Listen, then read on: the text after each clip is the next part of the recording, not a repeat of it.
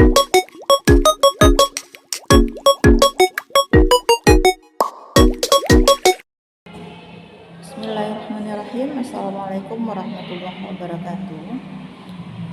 Mata kuliah diagnosis kesulitan belajar merupakan salah satu mata kuliah wajib yang mesti diambil oleh mahasiswa program studi bimbingan konseling Fakultas Tarbiyah dan Ilmu Keguruan Universitas Islam Syekh Jamin Jambe Bukit Tinggi.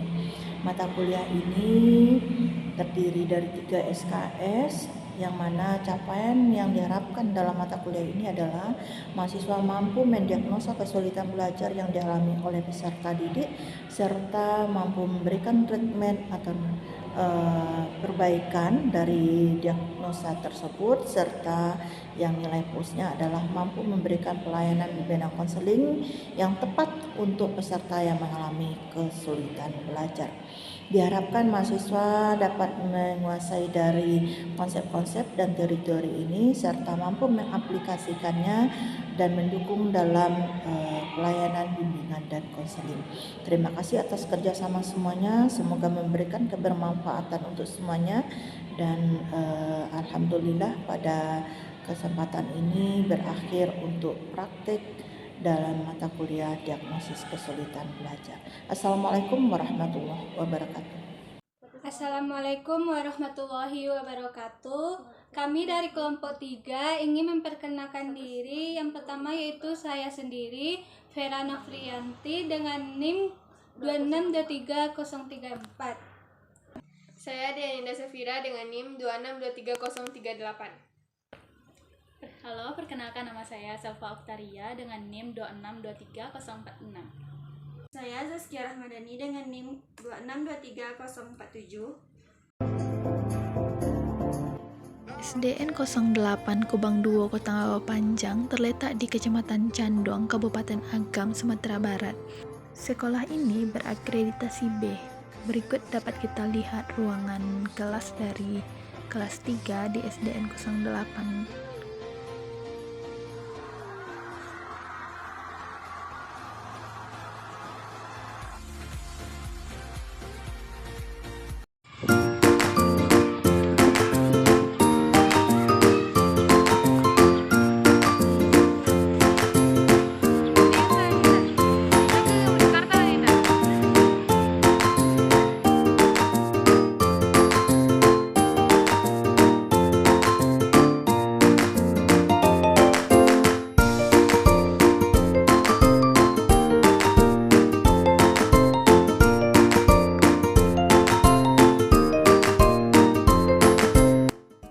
Disinilah pertemuan kami dengan pimpinan dari SDN 08 Kubang Duo, yaitu Ibu Febrinelli, SPD SD.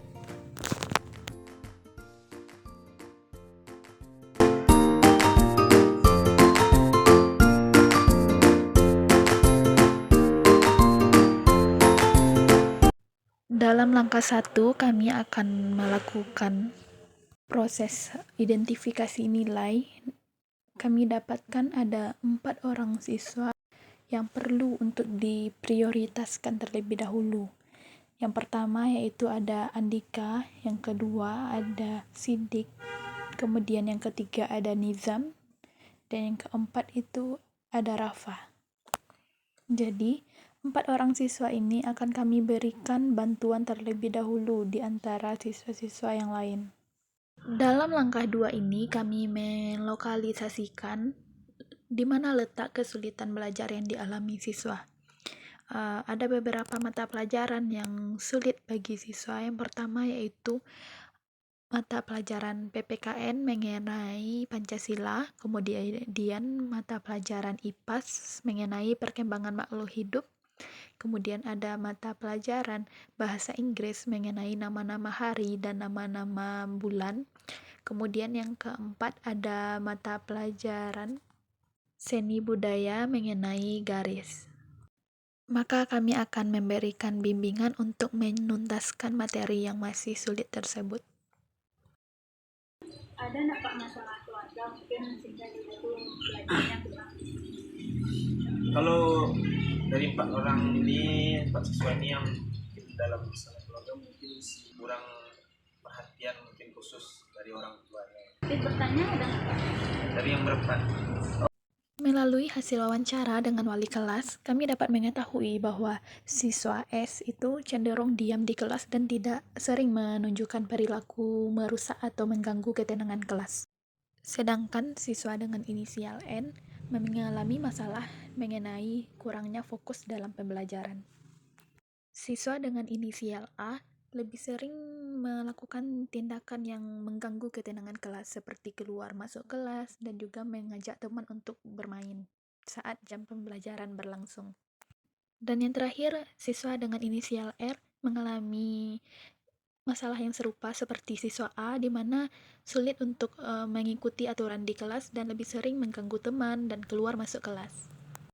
Perilaku negatif dari siswa R ini bisa saja muncul karena kurangnya perhatian dari orang tua. Andika kemarin komen, boleh bilang ke mama, boleh? Dia kayaknya di belajar nih susah, wawancara sama Mbak Zaki gitu kan. Untuk gaya belajar Andika, kami udah lakuin tes juga. Jadi Andika nih kalau belajar nih lebih suka dia mendengarkan, jadi kita yang menjelaskan ke dia gitu. Nah kemarin kita udah lakuin sosiometri, ada kemarin Andika bikin nama-teman kan. Terus kita udah tahu dari hasil sosiometri itu Andika masuk yang terisolir, tidak terfavorit untuk berdiskusi dan bertanya gitu. Andika tuh masuk ke yang terisolir sama teman-teman ini, ada 11 orang. Jadi mungkin Andika perlu lebih baik lagi ke teman-teman di sekolah, jangan kasar-kasar gitu. Oke. Yang kedua ITP ini instrumen tugas perkembangan, menunjukkan Andika tuh udah mandiri atau tidak. Tengok sini. Jadi Andika kemarin skornya itu 2,6 rata-ratanya. Jadi Andika paling tinggi di antara teman-teman, berarti Andika udah mandiri ini, udah bagus ini. Dari teman-teman yang lainnya rendah. Di AUM kemarin, AUM Andika paling banyak masalahnya, itu paling beratnya kemarin di bidang belajar, kemudian di bidang keluarga juga kurang nyaman di kemarin tes gaya belajar itu cara Andika belajar. Tengok sini, cara Andika belajar. Ini Andika kemarin udah kita tes gaya belajar Andika itu auditory, visual, dan kinestetik. Jadi Andika paling senang itu mendengar, kalau orang menjelaskan tuh langsung nangkap kita. Kalau kayak guru menjelaskan di depan, kalau Andika fokus mendengarkan guru tuh langsung dapat pelajaran, soalnya gaya belajar Andika itu auditory atau mendengarkan. Jadi kalau langsung coba mentas gitu, Andika langsung paham caranya itu. Mengakhiri kegiatan melalui komunikasi dengan orang tua, diaturlah jadwal kegiatan remedial, yaitu setiap hari Rabu dan Minggu. Kemudian program yang akan dilakukan adalah program remedial menggunakan media YouTube dan media tulis lainnya. Untuk pembelajaran hari ini, kita membawa peralatan seperti meja belajar, laptop, dan lain-lain. Dan perjalanan untuk ke rumah Andika ini cukup kecil dan agak curam. Akhirnya sampai di tempat tujuan. Jadi kami kan udah praktek di SD. Dengan berdoa. Ini udah self check, udah 90% udah benar. Jadi dia ini paham kalau udah diajarin gini. Kemarin ada yang soal ini tuh ada dia yang salah kemarin. Ini. Kemarin dia salah nih, tapi ini udah benar, sudah diajarin dulu kan kemarin lalu. Bismillahirrahmanirrahim. Nah, yuk kita evaluasi lagi yang kemarin PKN. 1. Ketuhanan. Dari evaluasi, terdapat pemahaman bahwa Andika sudah memahami materi yang diajarkan sebelumnya. Sekarang kita mau belajar bahasa Indonesia. Tanda seru kita gunakan untuk mengakhiri kalimat perintah. Misalnya, Andika berdiri sekarang, baru pakai tanda seru. Itu kan perintah, kakak menyuruh Andika kan untuk berdiri. Itu perintah tuh. Berarti kita pakai tanda seru nih, kayak ini. Tanda tanya itu kita gunakan untuk Bertanya.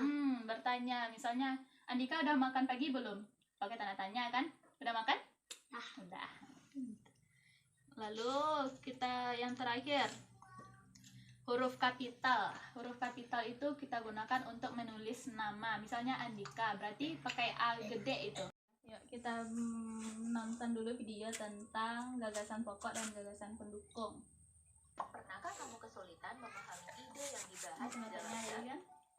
Jika iya, mungkin kamu perlu tahu tentang gagasan pokok jika dapat dipahami Setiap nih. paragraf terdiri Yang dari beberapa yang satu kalimat, kelompok ini tuh gagasan paragraf. pokok dan gagasan pendukung. Gagasan pokoknya yang pokok biru. adalah ide utama. Apa tadi namanya yang sebanyak ini nih? Apa namanya tadi? Paragraf. Benar. Jadi ini yang paragraf nih. Sekarang kita mau lakuin remedial. Kita tengok dulu sejauh mana Andika paham. Meja. C. Kursi. D. Lemari.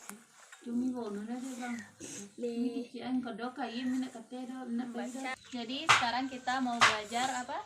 Seni budaya tentang garis dan bentuk. Jadi yang pertama itu garis. Garis itu adalah jarak dari satu titiknya. Dari satu sini sampai ke sini kan garis ini kan? Tahu garis? Garis itu kayak gini. Nih, ini garis. Tapi garis ini tuh ada banyak bentuknya. Misalnya yang pertama ini garis lurus. Gimana garis lurus? Yang ini lurus kan? Kan lurus. Ini miring. Melengkung. Tahu ya enggak ya melengkung itu gimana? Yang kayak misalnya ini itu melengkung. Melengkung kan dia jadinya kayak gini. Vertikal. Vertikal. Yang ini Horizontal. coba bikin. Itu bergelombang berarti kan? Kita gimana? Coba tunjuk dulu. Tunjuk tangan dulu. Yang ke Mana? Yang ke Oh, garis. Ya ini apa namanya yang kayak kalau yang kayak gini? Cakota. Nah, ini apa namanya? Kalau ini nih kan misalnya contohnya nih pulpen nih. Kayak gini dia. Berarti dia itu melengkung. Berarti ini nih namanya itu melengkung. Melengkung. Dah. Berarti udah paham kan? Ada pertanyaan lagi? Nggak ada lagi. Mau latihan? di lubang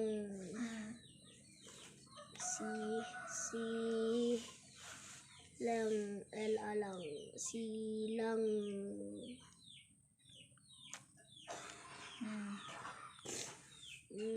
Ini tadi ada yang kita bilang tadi dia itu sama dan sejajar, berarti garisnya. Apa-apa aja tadi nama garisnya? gelombang. Garis gelombang kayak mana? Bikin di sini. Gelombang ini sini. Yang pertama itu garisnya adalah sering digunakan untuk menggambarkan miring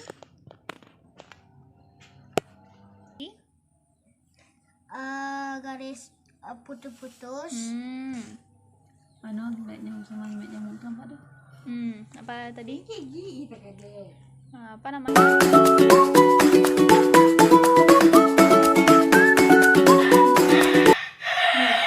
Perkembangan hewan. Hewan dapat berkembang biak dengan melahirkan dan bertelur. Oleh karena itu, hewan memiliki siklus hidup yang beragam dibanding dengan manusia. Ini contoh hewan apa? Kuda. Ya, hewan apanya? Dia melahirkan atau bertelur? Melahirkan. Kalau ini hewan, contoh hewan anjing, tikus, beruang. Hewan bertelur, contohnya burung, itik, bebek, kura-kura. Ada hewan yang diasuh oleh induknya setelah lahir. Induknya menyusui atau mencarikan makan untuk anaknya. Hewan ini juga akan melindungi anaknya. Ada juga induk dan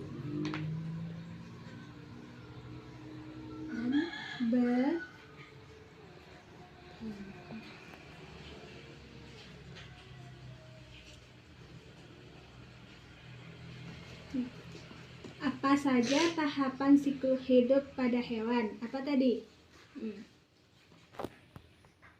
Itu yang pertama siklus apa? Bertelur. Nih, contohnya siklus melahirkan bertelur. Makhluk hidup adalah nomor A 1 dan 2, B 1, 3, C 2 dan 3. Berarti jawabannya 2 dan 3. Berarti C. 4 gitu.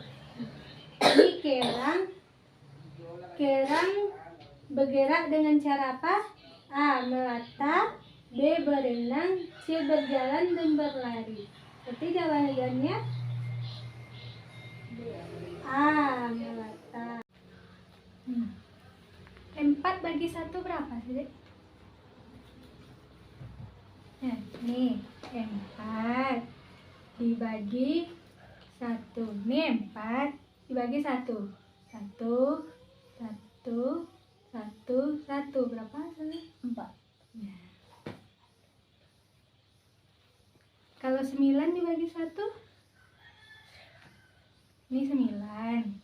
9 bagi 1. 1, 2, 3, 4, 5, 9.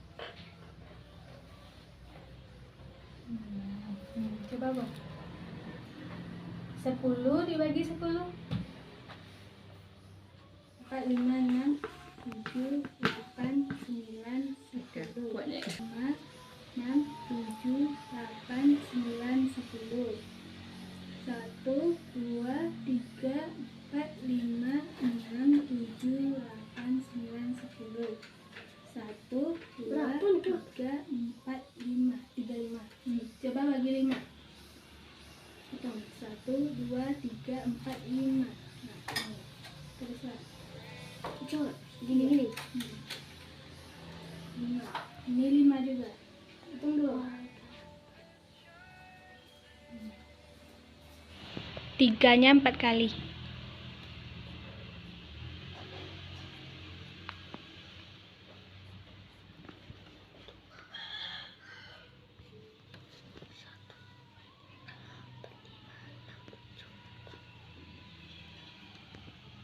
Enggak.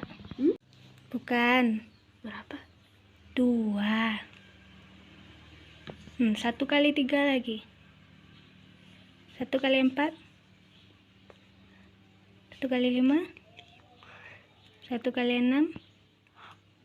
1 kali 7. 1 kali. Nih, coba sedikit kerjakan. 2 kali 1. 2. Buat 2. 2 kali 2. 2 kali 3. 5. Enggak. Coba buat sini. Buat berapa kali? 3. Buat ini. 1, 2. Orang kebutuhan masyarakat, misalnya baju, sepatu, dan tas. Mereka juga menjual makanan tradisional. Festival ini sangat meriah. 2 kali 4 lagi. Jadi kayak ini buat ide tapi pokok tambah cerita ini di atas 2 adalah apa yang sering disebut di cerita ini. Nah, ini baru 3 acara 2-nya, di tambah alun-alun 1 lagi keraton, 2-nya, B. baru 4. Festival rakyat, C. Festival rakyat daerah, D. Kemeriahan rakyat daerah. 3, B. Cara festival rakyat kan yang akan dilaksanakan di daerah orang ini kan. Nah, 2 kali 5 kayak ini juga, tambah 5 kali. 5 kali 2-nya. Oke, jongkak.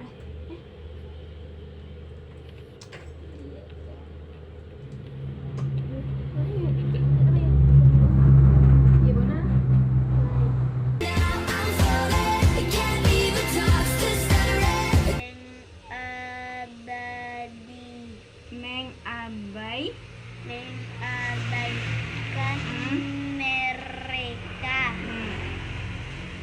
Raini sedang ingin sendiri. Tadi dia gagal lagi menghafalkan puisi. Bu guru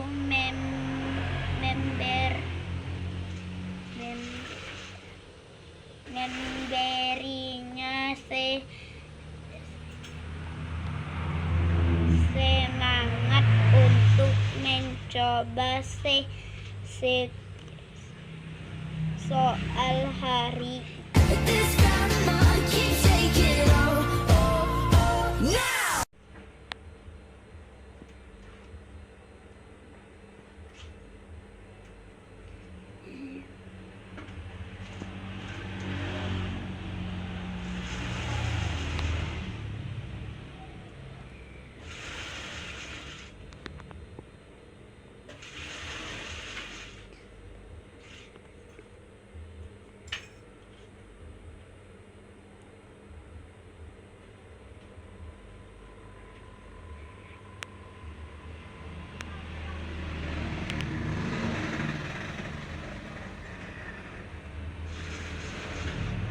Edit sih serang-serang video waktu gabungnya kan. Gabungnya Vera minta.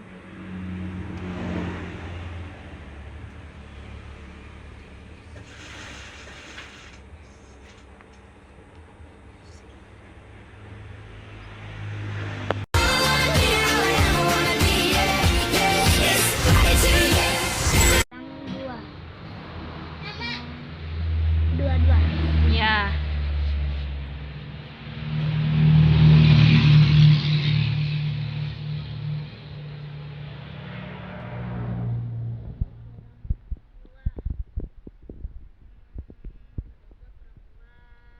Gimana caranya tadi? Ya, kalau misalnya nggak dapat, coba cara yang kakak contohin tadi.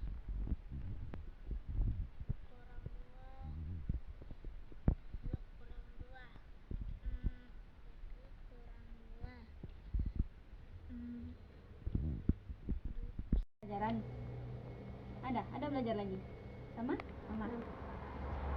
biasanya kalau dari pagi kan bangun tidur biasanya jam belajar sekitar jam berapa? Belajarnya malam kan. Garis lurus, ku garis melengkung, ya nak. Nah, garis zigzag tuh ikut.